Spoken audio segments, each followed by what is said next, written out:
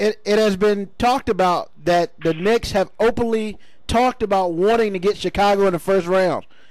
Do you think, by any craziness, that they are possibly jockeying themselves not to be a number 7 seed and would settle for an 8? Well, you know what? I'm a subscriber to the thought of win all your games and whatever happens, happens. They wind up being in the 8th position, so be it. If you wind up being in the 7th position, so be it. I don't think that as a team, as a whole, you necessarily go out there and say, okay, well, you know, let's tank this game or let's win this game as a competitor. You go out there and try to win the games and let the chips fall where they may. Personally, you have to understand a lot of things are being put out there just to start things up. So I don't know if that's an actual quote, and whom exactly did that quote come from? Did that come from a player or did that come from management? So, I don't think that the Knicks are saying, well, I hope we get Chicago or I hope we get Miami. I believe that they're going to play the season out, and however way it works out, it works out. I think that they may be more successful against Chicago than they may be against Miami, but who knows? Who knows when the ball gets tossed in the air when the playoffs start? Well, I guess the fact that Big Group asked that question, because I somewhat agree with your assessment of the Bulls being a better matchup for the New York Knicks. Not that I think the Knicks will beat them, but I do think that it would be a better matchup. X's and O's. Why? Because I kind of got the impression by your last statement that you agree with that as well. Why would you say the Bulls would be a better matchup for the Knicks as opposed to Miami? Because let's be real, they ain't catching the Celtics. That ain't going to happen. You got 10 games left. You're down 3 or 4. You basically got to win out and expect the Celtics to lose out. That ain't happening. So you're going to get either Miami or Chicago. So if you're thinking, and I don't want to put words in your mouth, but I'm thinking that there's a better matchup against the Bulls, but I still think they'll lose against the Bulls. Why would you think one matchup would be better than the other? I think our front line is much more better than Chicago's front line as a whole. If you're taking Tyson Chandler, you're taking Amari Stoudemire coming back from an injury or not, and Carmelo Anthony, I think just overall the front line is a lot more better. I think that in a close game, I honestly think with Carmelo Anthony and Amari Stoudemire, with the other bench players, so on and so forth, they can win those grinded out games. With Miami, they like to go up and down, and Miami, from the game that they just played, they kind of stopped the Knicks. Not necessarily stopped the Knicks, but they just looked a lot more into it. They were able to do a lot of things that the Knicks could not do. But once again, the team will look different once the playoffs come about. You will have Amari Stoudemire. Different schemes will be a whole lot different. The way that you saw the Knicks play Miami, if they were to play Miami in the playoffs, it would be a whole lot different. But here's another thing. I keep harping on it. With the time that Derrick Rose has been out, how will that affect the Bulls when playoff time comes, when once again the schemes come into play and you start to play cats a little bit different? Him not necessarily being there, being in the groove, could that affect them play? Hey, listen, if you win game 1, looks like we just lost K-Dub. And he was giving us some good stuff, Big Bro. We're gonna get him to call back in, and then we'll have him finish his point. I got a question for you. Sure, go for it. All right. Other than Carmelo Anthony, who are the 2 most important Knick players that need to do their thing in order for y'all to, 1, make it to the playoffs, and 2, be somewhat successful? I would say probably the most important player on the team aside from Carmelo Anthony. Aside from Carmelo Anthony is going to be Tyson Chandler. Tyson Chandler, when he came to the New York Knicks from the defending champion Dallas Mavericks, ended up becoming the defensive anchor of the team. Yeah, I feel you there, and I feel like that Tyson Chandler has stepped his game up, a little bit more. But I guess I want to say, my thing is, probably the most important person other than Tyson Chandler, other than Carmelo Anthony, and you may not agree with me, is going to be Nick Novak. Because Steve Novak, whatever. Novocaine, as y'all like to call him. I'm sure his mom wouldn't like you saying. Well, his mom ain't listening. It'd be nice for her to listen. We got Kato back on the line, brother. Yeah. Go ahead and finish your point, man. But because he stretches defenses, and if he is on, they are forced to check him. He's like a Kyle Korver. He's like, anybody else who just comes out and drops threes in your face and then just goes back to the bench. But here's the thing with Steve Novak. The fact of the matter is the league appears to have caught up with him.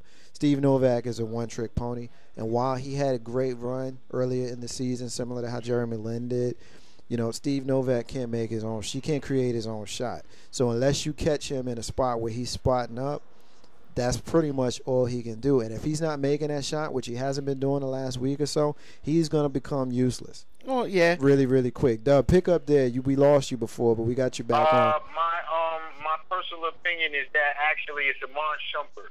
He will probably be the next important player that outside of Carmelo Anthony.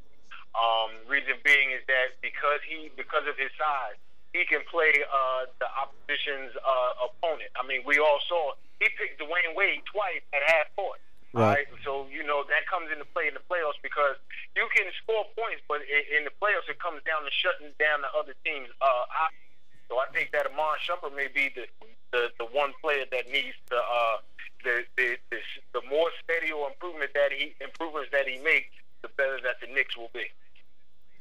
What about your thoughts on Tyson Chandler?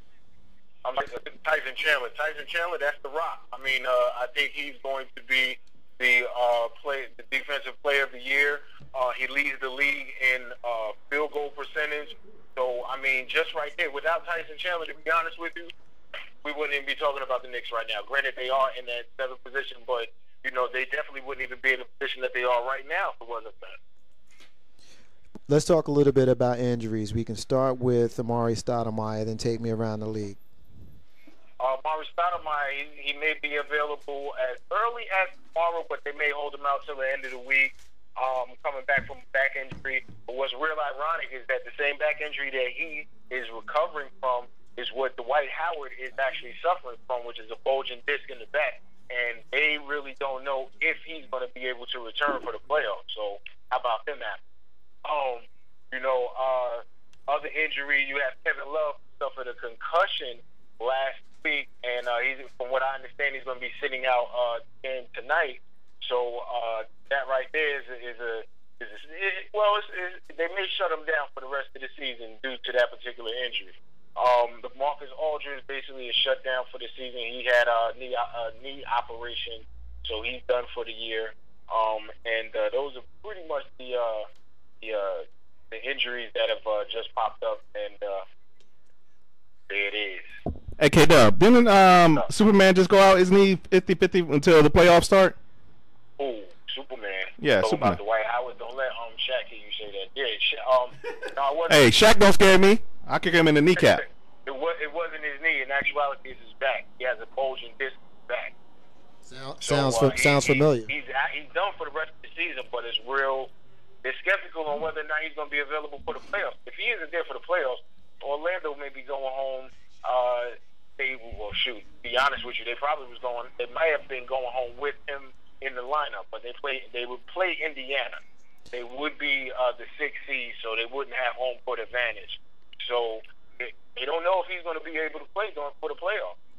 Question, before we get into the games of the week. Regardless of what happens with Dwight Howard, will he be traded before the NBA draft?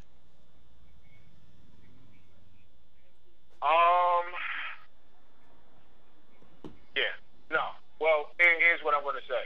Here's what I'm going to say. If they fire Stan Van Gundy and make a commitment to him saying, okay, we're going to bring this coach in and take in and shake that lineup up, he may wind up staying. I would say if Van Gundy is still the coach by the time the draft comes, they're probably going to be looking to move him. Wow. All right. Well, I don't know how I feel about Orlando and Dwight Howard, because I seen him all season long just whine and cry. To be honest with you, I got tired of it. He was reminding me a little too much of Lamar Odom. But it's a story that we certainly going to watch going forward in the next couple of months and see what happens. He ended up signing that extension that was to keep him in Orlando, and my thought was at the time that he would be there long term. But Big Rube does bring up a good point. He doesn't seem to be happy there even after having done that. So who knows? We'll see what happens. K-Dog, give us the games of the week, bro. Tonight, man, Indiana is playing Philly. Boston against New York. In New York, that's about to come on. San Antonio and the did I say the Clippers? I believe it's the Clippers. No, they play. It's actually, They play the Clippers. I wanted to see if Big Rule was on his game. The Lakers play Golden State tonight.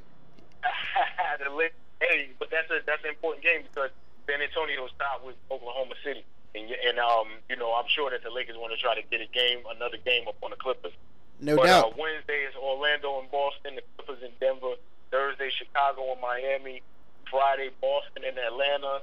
Lakers in San Antonio. Saturday, Indiana and Philly. Sunday, Oklahoma City and the Lakers. And I'm going deep undercover at the New York Knicks and Atlanta game Sunday afternoon. That's what's up. You gonna be there, man? I'm going deep undercover. And I won't. Dog, if you see me on the end of the bench, don't wow out. Don't I won't. Hey, and look, I won't. Or nothing like that. I'm gonna try to win my tickets and see if they sub me in. And I won't be there with you, so we might just come out with a win. We might just win. Ain't no half stepping with Marcus J. Hey, K. real quick. If none of y'all seen it, man, real quick. Did anybody see Delonte West Punk Gordon Hayward last night from Utah? Nah, we missed it. If you got an opportunity, man, I mean, to be honest with you, I don't know how many people would have let that slide, but he how you take your finger and you kind of give somebody to push off on their head and be like, get out of here. Head, yo. He did Gordon Hayward like that. You may want to YouTube it. We'll check it out. That's the ultimate punk move, man. K-Dub, we're going to get it in next week, brother. Have a good one, man. All right, man. Y'all be easy, y'all. Ain't no half stepping with Marcus J. We're going to get into a quick break. When we come back, we're going to move into our socially conscious and entertainment hour. We'll start off by profiling a missing child. Then I want to know what the hell is going on with the Baptist leader.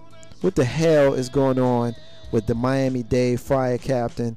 And I really want to know what the hell is going on with the police in Petersburg, Virginia. Ain't no half stepping. Marcus J. We back in a minute.